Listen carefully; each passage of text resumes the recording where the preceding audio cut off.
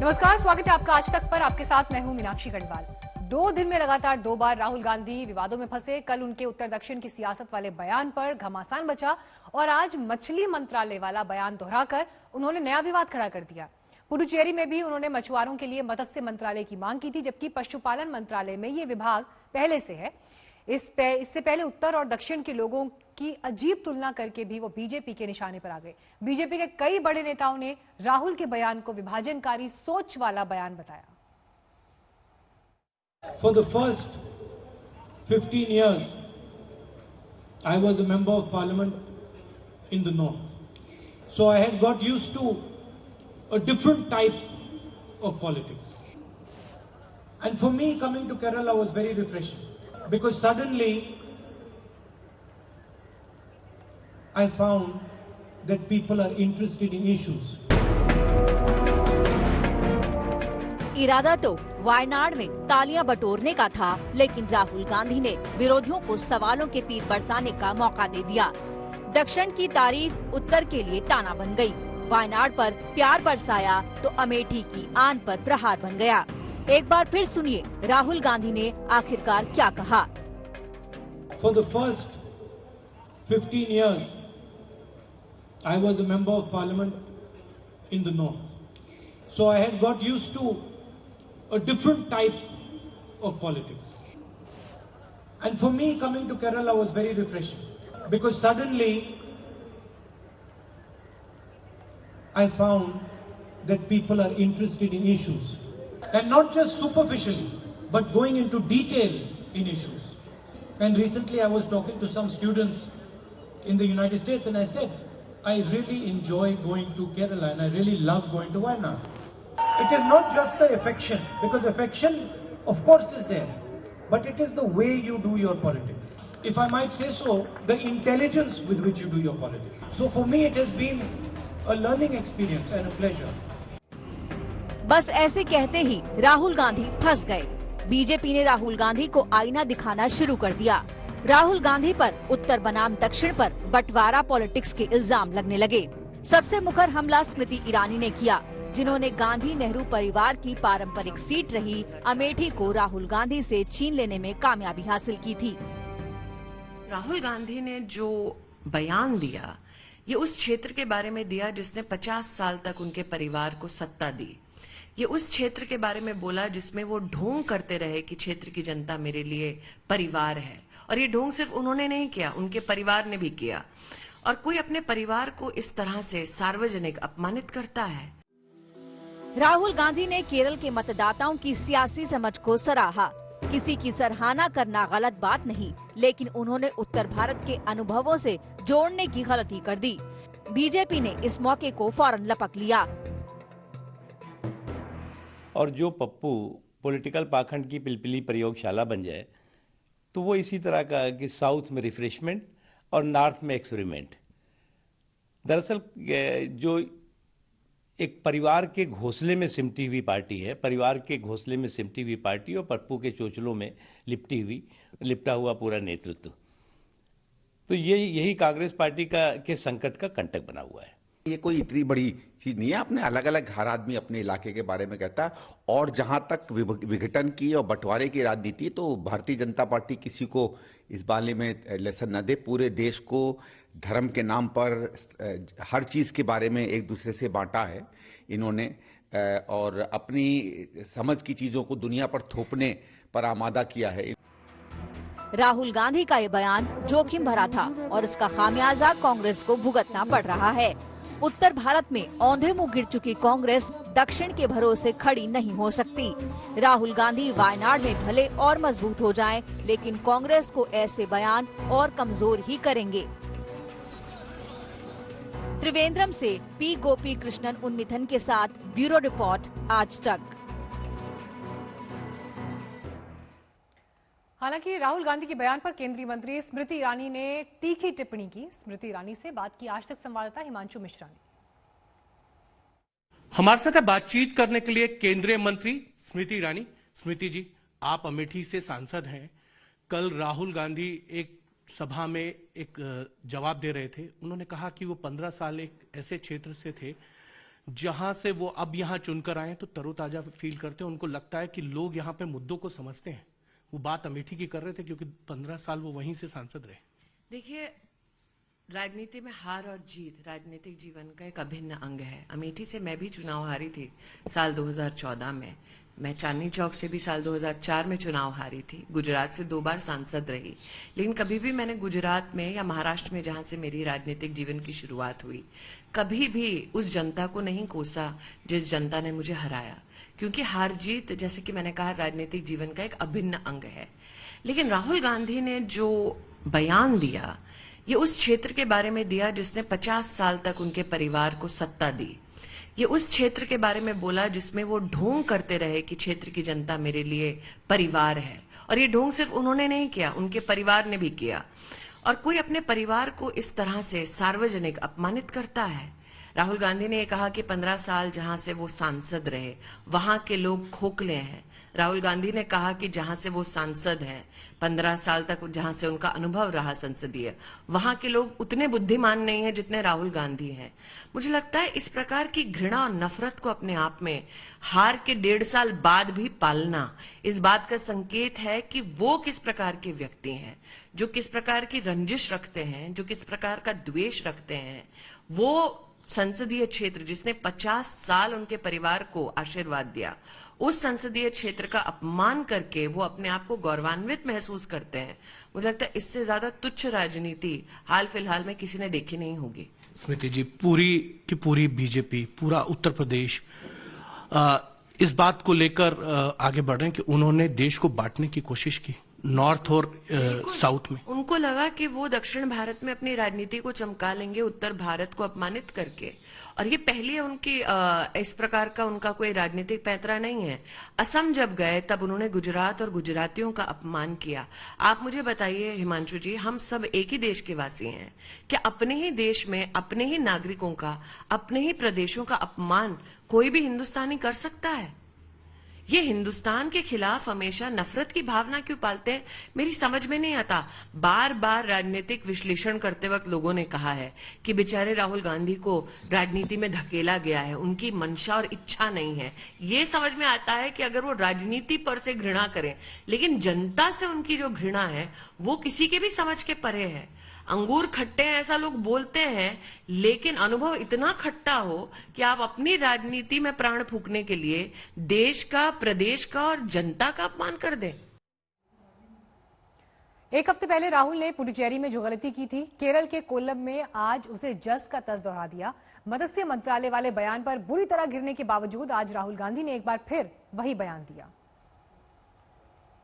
Just like our farmers farm the land, you farm the sea. The farmers have their ministry in Delhi.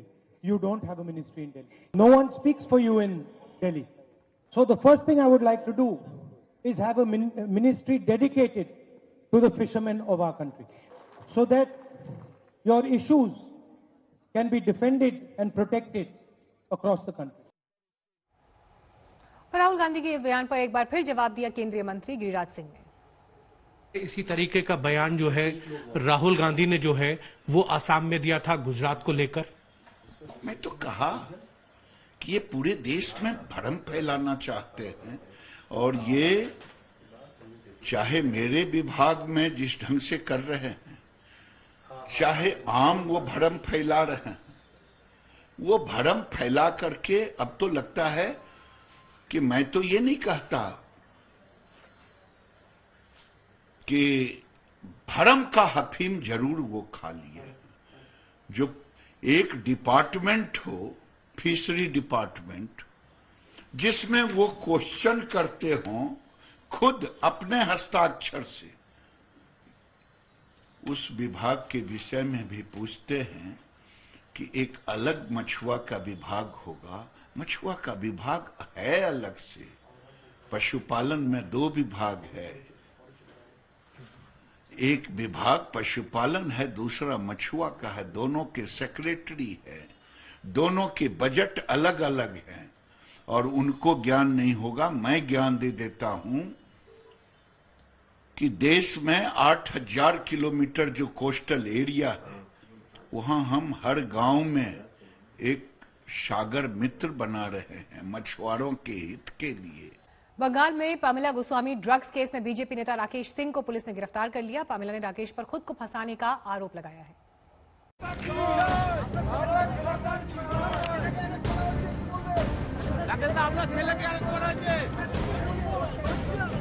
Bengal में ममता सरकार और BJP के बीच चल रही आर-पार की जंग में एक और मुद्दा शामिल हो गया है, क्योंकि बंगाल की पुलिस ने बीजेपी नेता राकेश सिंह को गिरफ्तार कर लिया है।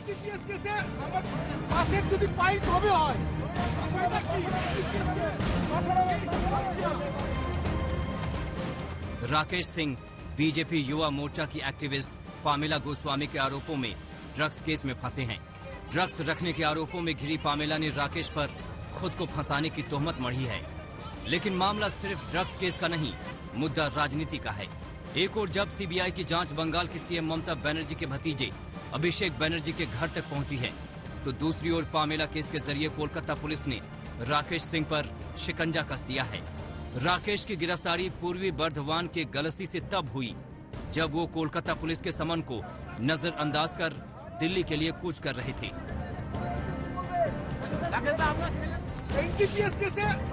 राकेश सिंह को 23 फरवरी शाम 4 बजे तक पुलिस के सामने पेश होना था और अपना बयान दर्ज कराना था। लेकिन राकेश ने कोलकाता पुलिस को ईमेल भेजकर कहा था कि पार्टी के कार्यक्रम की वजह से उनका पहले से दिल्ली आने का कार्यक्रम है, लिहाजा 26 फरवरी के बाद वो पेश होंगे। राकेश ने अपनी सीआईएसएफ सुरक्षा के साथ पुलिस के सामने पेशी की इजाजत मांगी थी। हम आज नहीं जा पा रहे इसलिए कि पहले से मेरा प्रोग्रामिंग था और हमने भी रिप्लाई कर दिया है कि हम 26 तारीख के बाद अवेलेबल रहेंगे।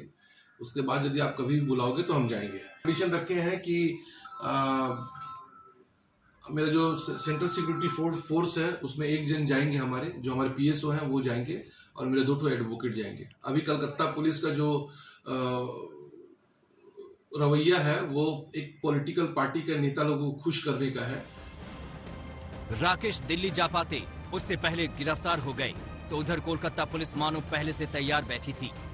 मेरा भी दोनों भाई को उठा के लेके गया आप लोग सबके सामने।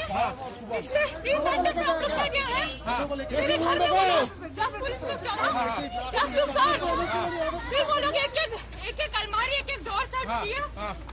पिछले 3 घंटा से ऊपर कॉन्स्पिरेसी हो रहा था, सर्चिंग हो गया था 10 मिनट में। वो लोग आखिरी का पूरा टाइम वो लोग बैठ के कॉन्स्पिरेसी किया, इसे रीजन के लिए कि मेरा दोनों भाई को उठा के लेके जाता है। अभी नीचे उतरा, हम लोग के सामने दोनों को किडनैप करके लेके गया। ये राकेश सिंह की बेटी है, जिसका गुस्सा कोलकाता पुलिस पर तब फूटा जब उसके भाइयों को पुलिस ने हिरासत में ले लिया था। राकेश के बेटे सुअम और साहिब को पुलिस के काम में रुकावट डालने के आरोपों में हिरासत में लिया गया। कोलकाता सीआईडी 23 फरवरी को राकेश के घर पर पहुंची थी और राकेश के बेटों के विरोध के बीच उनके घर की तलाशी ली गई थी।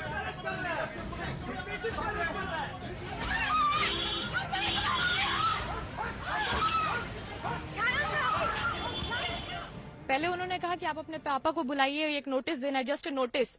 और सिर्फ एक नोटिस देने के लिए हम लोग को नहीं लगता कि उस टाइम 200 या 300 पुलिस लोग की जरूरत पड़ती है सिर्फ एक नोटिस देने के लिए। तो हम लोगों ने बस बताया कि पापा घर पे नहीं है, आपको जो नोटिस देना है, मेरा जो भाई है साहिब, उसने कहा कि आप हमको दे दीजिए, हम पापा को दे देंगे, अब पापा जब आएंगे तो। तब उनका कहना था कि नहीं, अब हम लोग को सर्च करना है। तो हम लोग बोले कि सर्च करना है तो आप लोग को वारंट होना चाहिए, सर्च करना है तो आप लोग प्लीज वारंट दिखाइए, कोई भी लीगल चीज जिस और क्यों, व्हाट इज द रीजन, किस चीज को सर्च करना है, पापा को सर्च करना है या कुछ सामान सर्च करना है, किस रीजन से। तो वो लोग कुछ नहीं प्रोवाइड कर पाए। 2-3 घंटा नीचे हम लोग को स्टॉल किए, हैमर ये है, वो ला रहे हैं, ये ला रहे हैं।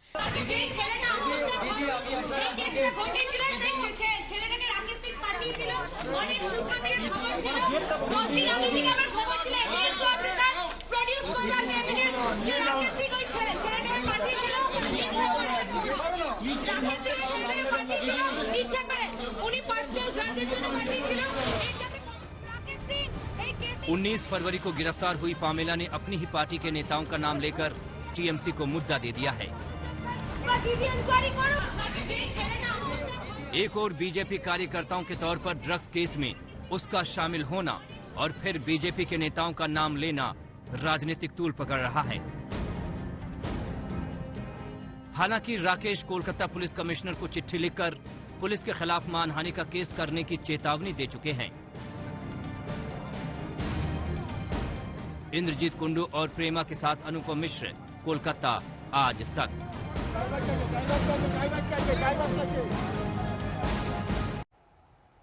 किसान आंदोलन से जुड़े टूल किट मामले में क्लाइमेट एक्टिविस्ट दिशा रवि को आखिर जमानत मिल गई। 9 दिन बाद दिशा तिहाड़ जेल से रिहा भी हो गई। दिशा को जमानत देते वक्त कोर्ट ने पुलिस और सरकार को लेकर कुछ सख्त टिप्पणियां भी की।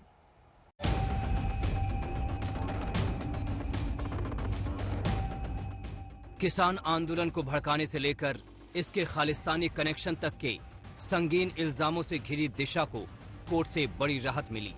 पुलिस ने कोर्ट के सामने टूल किट के असली मंसूबे को लेकर तमाम सवाल उठाए, लेकिन कोर्ट को दिशा के इरादों में कुछ भी ऐसा नहीं लगा कि उसे सीखचों के पीछे रखा जाए। पटियाला हाउस कोर्ट के सत्र न्यायालय ने दिशा को जमानत दे दी। पहले पुलिस की वो दलीलें सुनिए जो उसने कोर्ट के सामने दिशा के खिलाफ दी। पुलिस ने कहा कि ये एक महज टूल किट नहीं था, असली मंसूबा भारत को बदनाम करना था। देश में अशांति पैदा करने के खतरनाक इरादे थे। दिशा ने व्हाट्सएप पर हुई चैट मिटा दी थी। वो कानूनी कार्रवाई से वाकिफ थी। इससे साफ है कि टूल किट के पीछे नापाक मंसूबा था। पुलिस ने अपने स्तर पर दिशा के खिलाफ मजबूत केस बनाया, लेकिन कोर्ट ने सारी दलीलें खारिज कर दी। दिशा के बारे में कोर्ट ने कहा कि रिकॉर्ड में ऐसा कुछ नहीं है कि जिससे लगे कि दिशा अलगाववादी विचार रख रही थी। दिशा का प्रतिबंधित संगठन सिख फॉर जस्टिस से संबंध साबित नहीं हुआ। नुकसान न पहुंचाने वाली टूल किट का एडिटर होना अपराध नहीं है। दिशा को जमानत देने के साथ साथ कोर्ट ने कुछ ऐसी टिप्पणी भी की जिनमें पुलिस के जांच और केस दर्ज करने के तरीकों को लेकर गंभीर सवाल थे। जज धर्मेंद्र राणा ने जमानत देने वाले फैसले में कहा कि देशद्रोह का मामला सिर्फ सरकार के टूटे गुरूर पर मलहम लगाने के लिए नहीं थोप सकते। किसी लोकतांत्रिक देश में नागरिक सरकार को राह दिखाते हैं। उनको इसलिए जेल में नहीं डाल सकते कि वो सरकार की नीतियों से असहमत हैं।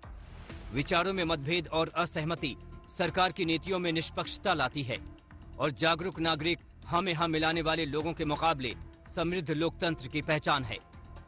दिशा को जमानत मिलने पर उनकी मां ने भी खुशी जताई। ಖುಷಿಯಾಗಿದೆ ನನಗೆ। ಒಂದೇನು ಅಂದ್ರೆ ನ್ಯಾಯಾಂಗ ವ್ಯವಸ್ಥೆ ಏನಿದೆ ನಮ್ಮ ದೇಶದಲ್ಲಿ ಅದರ ಮೇಲೆ ನಂಬಿಕೆ ಇದೆ। ಅದು ಇನ್ನೊಂದ್ಸರಿ ನಂಬಿಕೆ ಬಂತು ನನಗೆ। ಅಷ್ಟೇ ಹೇಳಕ್ಕಾಗದು ಸರ್, ಇನ್ನೇನು ಹೇಳಲ್ಲ ನಾನು। कोर्ट की ऐसी टिप्पणियों के बाद अब दिल्ली पुलिस पर नैतिक दबाव बढ़ना तय है।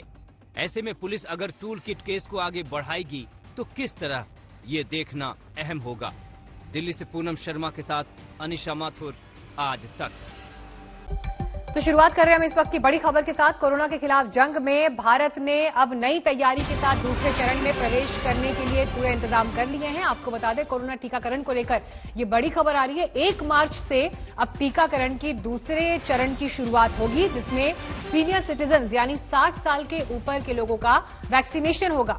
इसी के साथ निजी अस्पतालों में भी वैक्सीनेशन की सुविधा उपलब्ध होगी। प्राइवेट अस्पतालों में भी अब कोरोना के मामले में टीकाकरण की शुरुआत होगी।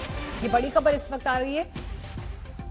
कोवैक्सीन और कोविशील्ड, ये 2 मेडिसिन अभी बाजार में उपलब्ध है। ये 2 टीके अभी अलग अलग कंपनीज के बाजार में उपलब्ध है।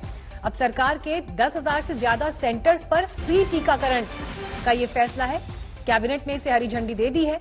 1 मार्च से अब इसकी शुरुआत होगी। इसका लंबे समय से इंतजार था, क्योंकि पहली प्राथमिकता ये थी कि जो फ्रंट लाइन वर्कर्स हैं उन्हें पहले वैक्सीनेशन दिया जाए। हिमांशु मिश्रा आ गए इस वक्त और जानकारी के साथ। हिमांशु, डिटेल में बताएं क्या है ये पूरा फैसला और कैसे इसे इम्प्लीमेंट किया जाएगा?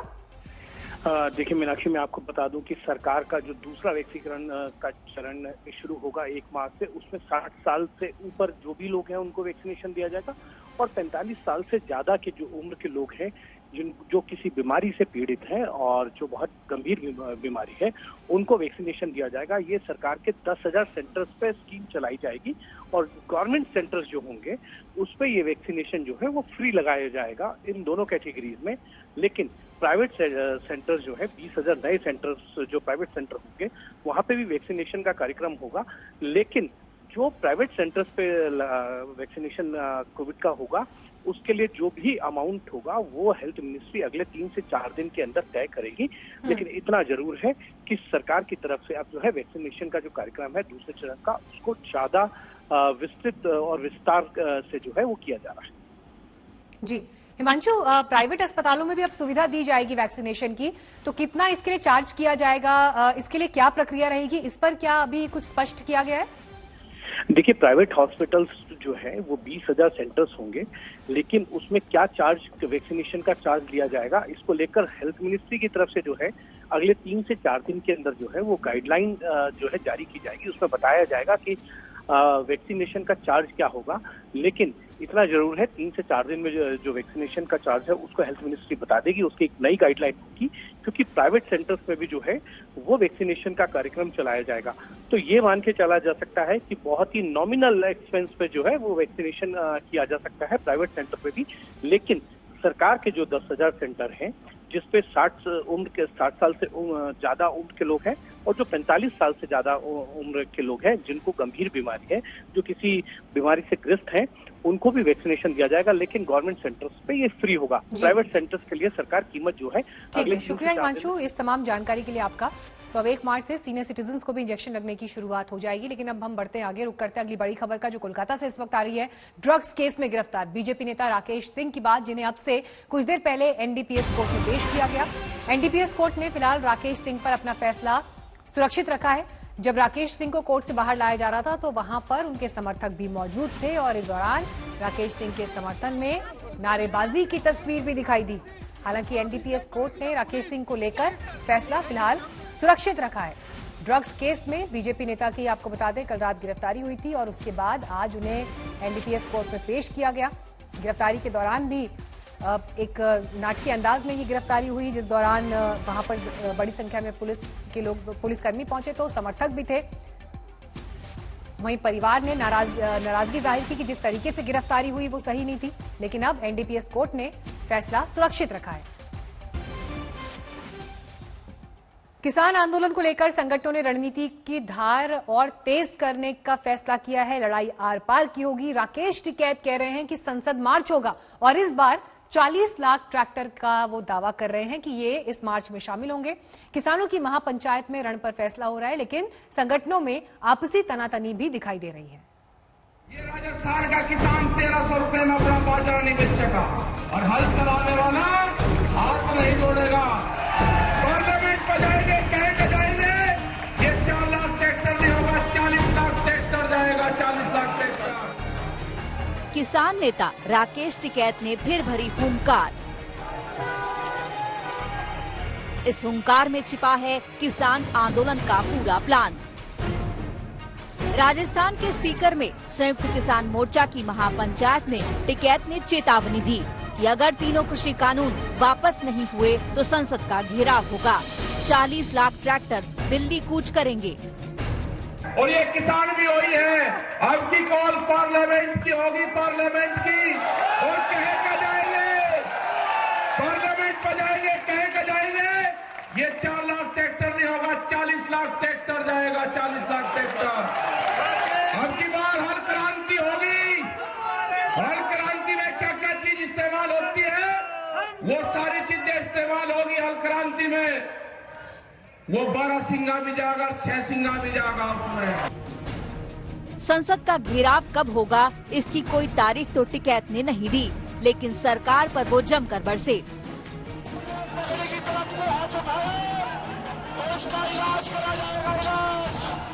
दिल्ली यूपी गाजीपुर बॉर्डर पर धरने और आंसुओं से चर्चित हुए राकेश टिकैत एक बार फिर साफ कर चुके हैं कि कानून वापसी के बगैर घर वापसी नहीं करेंगे।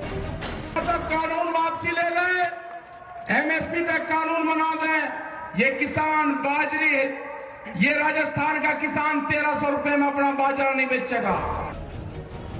दिल्ली के सिंघू और गाजीपुर बॉर्डर पर चल रहे किसानों के आंदोलन पर एक खास तबके का आंदोलन होने का आरोप लग रहा है। सीकर की महापंचायत में टिकैत ने इसका भी जिक्र किया। उन्होंने कहा कि कोई लाख कोशिश कर ले, लेकिन किसान नहीं बटेगा। बांटने की कोई कोशिश कर लो, नहीं बटेगा किसान। एक नई बिरादरी तैयार हुई, उसका नाम होगा किसान। और हल चलाने वाला हाथ नहीं जोड़ेगा। अब जब भी आप ऑफिस में जाओगे एक ही नारा लगाना, हल चलाने वाला हाथ नहीं जोड़ेगा। आपका काम होगा नारा तगड़ा लगाना, हल चलाने वाला हाथ नहीं जोड़ेगा। लेकिन महापंचायत में टिकैत ने एक बात ऐसी भी कह दी जिसकी वजह से वो नए विवाद में फंस सकते हैं। उन्होंने बड़ी बड़ी कंपनियों के गोदाम तोड़ने की धमकी दी है।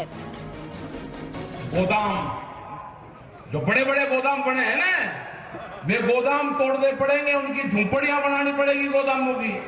तुड़वाई है बड़ी बड़ी फैक्ट्रियां, गोदाम टूटेंगे अगर अडानी के गोदाम, या तो सरकार उनको एक बार कर ले, ये कानून वापसी दे दे, या उनकी गौशालाएं बनेगी, और नहीं तो वे टूटेंगे। हमने तुड़वाई वहां सहारनपुर में बड़ी बड़ी फैक्ट्री तुड़वाई। आंदोलन में तोड़फोड़ की भाषा यकीनन अच्छी नहीं लगती। 26 जनवरी के ट्रैक्टर परेड का हर्ष दुनिया देख चुकी है। जब किसान आंदोलन की आड़ में आईटीओ से लाल किले तक तांडव हुआ। कई किसान नेताओं पर केस हो चुका है तो कई प्रदर्शनकारी जेल में हैं। ऐसे में जरूरी है कि तोड़फोड़ की भाषा से परहेज किया जाए। जो बड़े बड़े गोदाम बने हैं ना, वे गोदाम तोड़ने पड़ेंगे, उनकी झोपड़ियां बनानी पड़ेगी गोदामों की। 26 नवंबर को दिल्ली बॉर्डर पर शुरू हुआ किसान आंदोलन भारत बंद, रेल रोको, चक्का जाम और ट्रैक्टर परेड जैसे रंग देख चुका है, लेकिन अब तक बात नहीं बनी है। सरकार के साथ 11 दौर की बातचीत बेनतीजा रही है। अगली बातचीत कब होगी इसकी कोई सूरत नजर नहीं आ रही है, लेकिन बीकेयू अध्यक्ष नरेश टिकैत संकेत दे रहे हैं कि रक्षा मंत्री राजनाथ सिंह आगे आए तो बात बन सकती है। एक शर्म लिहाज की बात है, माननीय राजनाथ जी है, उनकी शर्म है, बहुत उनकी शर्म लिहाज है। मैं प्रदेश के मुख्यमंत्री भी रहे, तो उनकी लोगों की आस है उन पर भाई मैं इस मामले को निपटा देंगे, पर उन्हें इतना मौका नहीं दिया जा रहा। एक तरफ बातचीत का संकेत और दूसरी तरफ संसद को घेरने की चेतावनी। किसान आंदोलन हर रोज नए मोड़ से गुजरता है, लेकिन चिंता की बात ये है कि दूर तक कोई मंजिल नजर नहीं आ रही। सीकर से सुनील जोशी और बुलंदशहर से मुकुल शर्मा के साथ आज तक ब्यूरो। सवाल अब ये कि राकेश टिकैत आखिर अब क्या करेंगे? सरकार से बातचीत हो सकेगी या फिर डेरा डालकर यूं ही बैठे रहेंगे? टिकैत फिर से आंदोलन को खड़ा कर सकेंगे या ये शो यूं खामोश लड़ाई लड़ता रहेगा? सुनिए टिकैत से खास बातचीत। टिकैत हमारे साथ है। लगातार पंचायत आप कर रहे हो अलग अलग राज्यों में जा करके और चुनौती दे रहे हो सरकार को कि ट्रैक्टर ले जाएंगे। अच्छा, ट्रैक्टर ले जाना कोई चुनौती है? ट्रैक्टर अपने खेत में लेके जाते हैं, ट्रैक्टर ले जाना कोई गलत चीज है? ट्रैक्टर तो भाई किसान का वो है, कहीं में जाएंगे, हमारे पास में एसी बस है और वो तो है। तो ये जो आपने घोषणा की कल सीकर से कि किस तरीके से आप दिल्ली कूच की तैयारी में हो, क्या तैयारी? सरकार नहीं मानेगी तो दिल्ली तो आना ही पड़ेगा ना। फिर भी दिल्ली तो अभी तो आ रहे हैं ना। हमने ये कहा कि हमारे ट्रैक्टर भी वही हैं, हमारे यात्री भी वही हैं। हल क्रांति होगी अब का। ये ट्रैक्टर अब का बिल्कुल पक्के चलेंगे। उसमें जिस दिन चलेंगे सिर्फ सड़क छोड़ेंगे, उसमें फुलबाड़ी वो नहीं चलने के ना। उसमें तो फसल होगी बढ़िया, गेहूं पैदा होगा, ऑर्गेनिक ट्रैक्टर चलेंगे। तो सरकार को चेतावनी है? ना चेतावनी थोड़ा, तो खाली पड़ी जमीन वहां पे, उसमें तो फसल पैदा हो सकती है ना, क्या दिक्कत है उसमें? फिर आप पर मुकदमा चलेगा अगर कोई अशांति फैलेगी तो फिर कहेंगे क्या कि मैंने तो कभी ऐसा बोला नहीं, हम तो बोल रहे थे मुकदमा चलेगा। मुझे तो पता कि इसके बाद में मैं जेल में रहूंगा 12 साल, 12-13 साल मुझे जेल में रहना तिहाड़ में। तो कम से कम ये किसान आजाद हो जाएगा तो हमें कोई दिक्कत नहीं है। एक बार फिर देश को कोरोना डराने लगा है। सबसे ज्यादा चिंता सता रही है महाराष्ट्र में, जहां रोजाना संक्रमण का ग्राफ बढ़ता जा रहा है। सवाल उठने लगे हैं कि वायरस की रफ्तार पर ब्रेक लगनी थी, लेकिन अचानक महाराष्ट्र में मुसीबत बढ़ने क्यों लगी?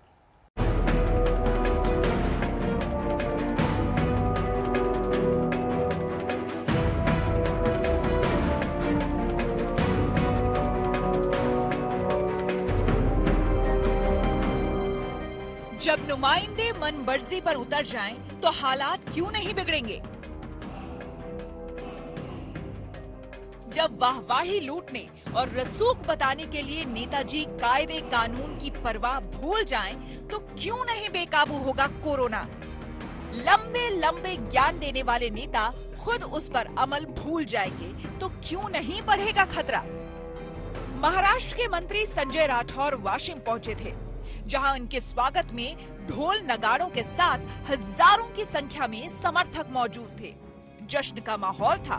कोरोना को लेकर तमाम पाबंदियों और खतरों के बावजूद पोहरा देवी मंदिर की चौखट तक मंत्री महोदय पधारे, वो भी पूरे परिवार के साथ, समर्थकों के भारी हुजूम के बीच।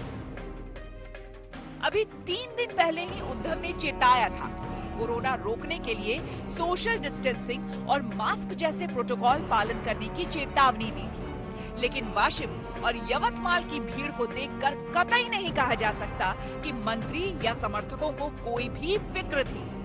ज्यादातर बगैर मास्क के थे। सोशल डिस्टेंसिंग की तो धज्जियां उड़ गई।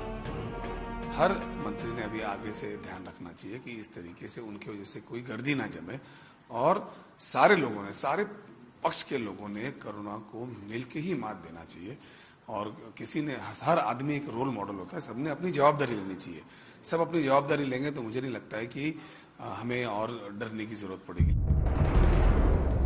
मंत्री संजय राठौर और उनके 10,000 समर्थकों पर वाशिम में कोरोना नियमों के उल्लंघन का केस दर्ज हो चुका है। सवाल है कि महासंकट की घड़ी में भी ऐसे नेताओं की सियासत गंभीर क्यों नहीं होती। ऐसी ही लापरवाही से महाराष्ट्र संकट के नए दौर से सामना कर रहा है। कल राज्य में 24 घंटे में 6,218 नए केस सामने आए। 22 फरवरी को 5,210 नए मामले दर्ज किए गए। 21 फरवरी को 6,971 नए केस सामने आए थे।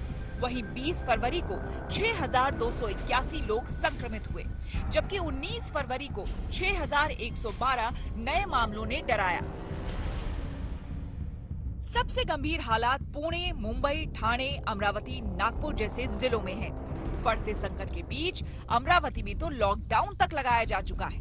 पूरे शहर में वीरानी छाई हुई है। ठीक वैसा ही सन्नाटा पसरा है जैसे पिछले साल अप्रैल मई महीने में थी।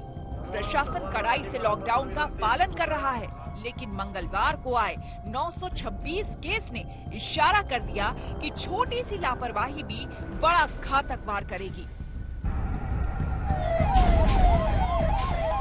पुणे में भी मंगलवार को 661 कोरोना पॉजिटिव मिले। इसे देखते हुए पुलिस महकमा अब ज्यादा सतर्क है। कोरोना के खिलाफ जागरूकता फैलाने के लिए पुलिस अभियान चला रही है। लोगों को आगाह किया जा रहा है कि खतरा दोबारा आपके द्वार पर दस्तक दे चुका है।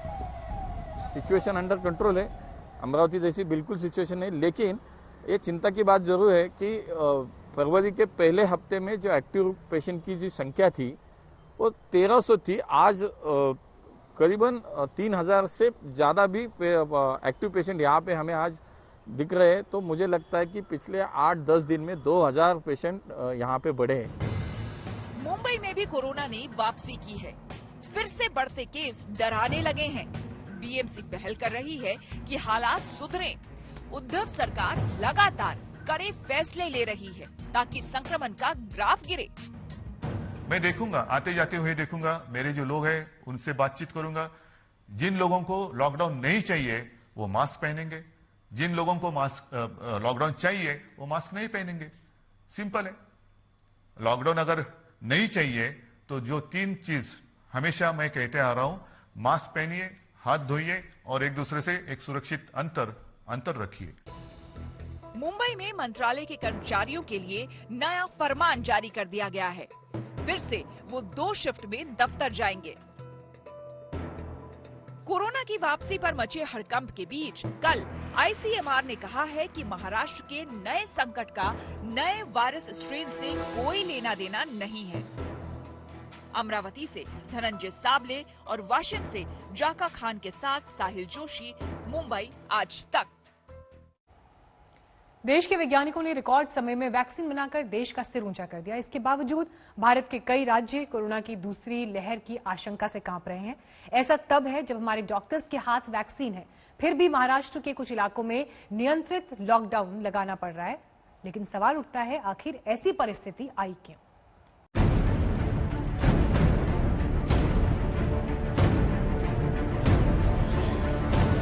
जब हर भारतीय का पसीना लगता है तब जाकर के देश आगे बढ़ता है। संसद में प्रधानमंत्री नरेंद्र मोदी का ये भाषण आपने भी सुना होगा, लेकिन प्रधानमंत्री के इस भाषण ने दुनिया के सबसे बड़े टीकाकरण अभियान को लेकर कौन सा सवाल खड़ा कर दिया है? देश के लिए पब्लिक सेक्टर जरूरी है तो प्राइवेट सेक्टर का भी भागीदारी उतनी ही आवश्यक है। सवाल सीधा है, अगर प्राइवेट सेक्टर की कंपनियां वैक्सीन बना सकती हैं, देश उन पर गर्व कर सकता है, उनके जरिए वैक्सीन डिप्लोमेसी कर सकता है, तो फिर टीकाकरण अभियान में सरकारी तंत्र का बोलबाला क्यों है? क्यों सरकार प्राइवेट अस्पतालों को वैक्सीन देने से हिचक रही है, जबकि इससे टीकाकरण की रफ्तार कई गुना बढ़ सकती है? हमारे वैक्सीन निर्माता क्या ये सारे सरकारी हैं क्या? आज मानवता के काम अगर भारत आ रहा है तो हमारे इस प्राइवेट सेक्टर का भी बहुत बड़ा रोल है, प्राइवेट एंटरप्राइज का रोल है। देश के टीकाकरण में प्राइवेट सेक्टर की भागीदारी की सिफारिश लगातार उद्योगपति करते आ रहे हैं। इनमें सबसे बड़ा नाम है अजीम प्रेमजी का, जो विप्रो के संस्थापक हैं। अजीम प्रेमजी ने दावा किया कि अगर भारत सरकार कोरोना के खिलाफ टीकाकरण अभियान में निजी क्षेत्र को भी शामिल होने की मंजूरी दे दे, तो सिर्फ 60 दिनों में 50 करोड़ से अधिक लोगों का टीकाकरण संभव है। इस हिसाब से करीब 6 महीने में पूरे देश की जनता को कोरोना का टीका लग सकता है। ये बात अजीम प्रेमजी ने Bangalore chamber of industry and commerce के आयोजित संवाद सत्र में कही है, और वहां पर देश की वित्त मंत्री निर्मला सीतारमण भी मौजूद थीं। अजीम प्रेमजी के फॉर्मूले के मुताबिक सीरम संस्थान लगभग 300 रुपए प्रति डोज के हिसाब से निजी अस्पतालों में कोरोना की वैक्सीन उपलब्ध करवाए। जहां टीका लगवाने के लिए 100 रुपए प्रति डोज को जोड़ लिया जाए तो 400 रुपए में एक बड़ी जनसंख्या का टीकाकरण किया जा सकता है।